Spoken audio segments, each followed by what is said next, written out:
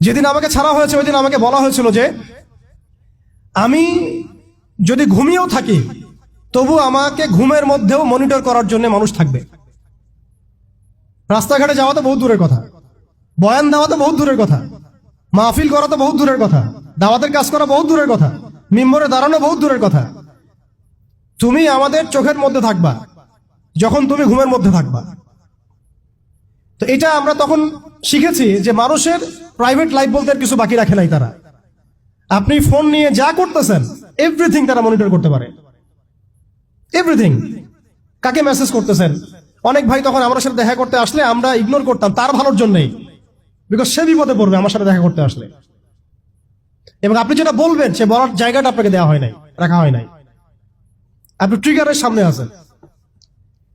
তো আল্লাহ পাকে সন্তুষ্টির জন্য কথা শুনেছি, অনেক সহ্য করেছি, মেনে নিয়েছি, গালি মন্দও খেয়েছি। আর এটাকে সুন্দর করে নাটক সাজানো হয়েছিল যে পারিবারিক কলহের কারণে আত্মগোপনে চলে গেছে।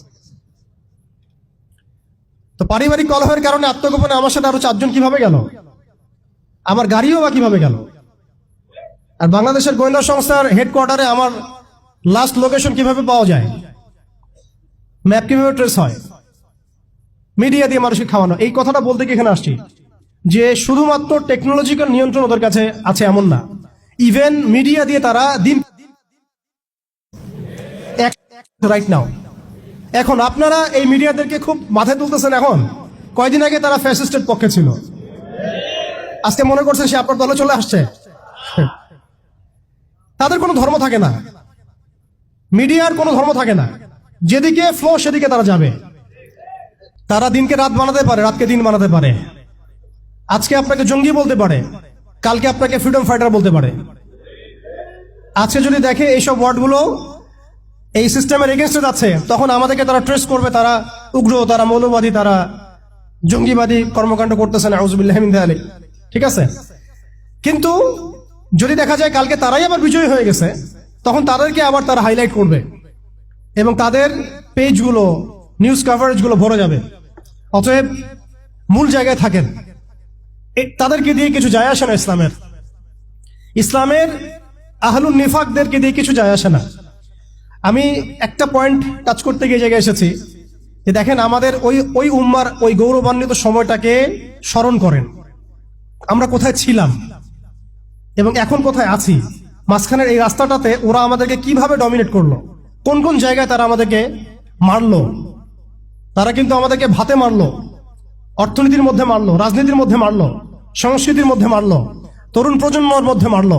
তারা আমাদেরকে কিন্তু বেপরদামি দিয়ে মারলো, পর্নোগ্রাফি দিয়ে মারলো, মিডিয়া দিয়ে মারলো, প্রযুক্তি দিয়ে মারলো। প্রযুক্তির কথাটা না বললেই না, সিস্টেম এমন ভাবে তারা আপডেট করেছে যে একটা জায়গায় সামরিক অভিযানের প্রয়োজন নাই তাদের। এখন এআই টেকনোলজি দিয়ে তারা ঘরে বসে কিবোর্ডের ক্লিকের মধ্য দিয়ে আমাকে এখানে শুট করতে পারে। এখন রাইট নাও আমরা কিছু করতে পারবো না, এবং আমাদের কোনো প্রতিরক্ষা ব্যবস্থা নাই।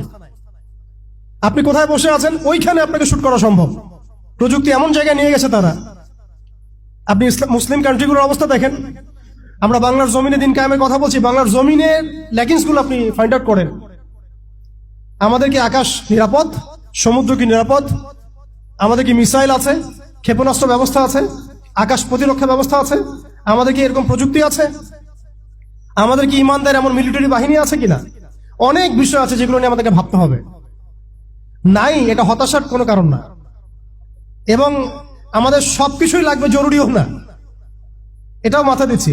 নাই, অনেক কিছুই নাই, এটা হতাশার কোনো ব্যাপার না। এবং অনেক কিছু যে নাই, এটা আমাদের ভীরুতারও কোনো সুযোগ এখানে রাখার দরকার নাই। ঠিক আছে, যতটা সম্ভব আমরা অর্জন করার চেষ্টা করবো ইনশাল্লাহ। কিন্তু যদি নাও হয় 100%, তবু আমাদের ভয় পাওয়ার কোনো কারণ নাই, কারণ আমাদের সাহায্য আসবে আল্লাহর পক্ষ থেকে। আমাদের সাহায্য আসবে আল্লাহর পক্ষ থেকে ইনশাআল্লাহ।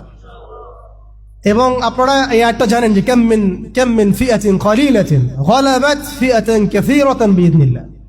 কত ক্ষুদ্র ক্ষুদ্র দল এই পৃথিবী থেকে চলে গেছে, যারা বড় বড় দলের উপর বিজয় লাভ করেছিল আল্লাহর সাহায্য। অতএব এটা আমি বলছি যাতে আমরা একটা যুগের সাথে তাল মেলাতে পারি, অন্তত পক্ষে কিছু প্রস্তুতি আমাদের থাকা তো দরকার।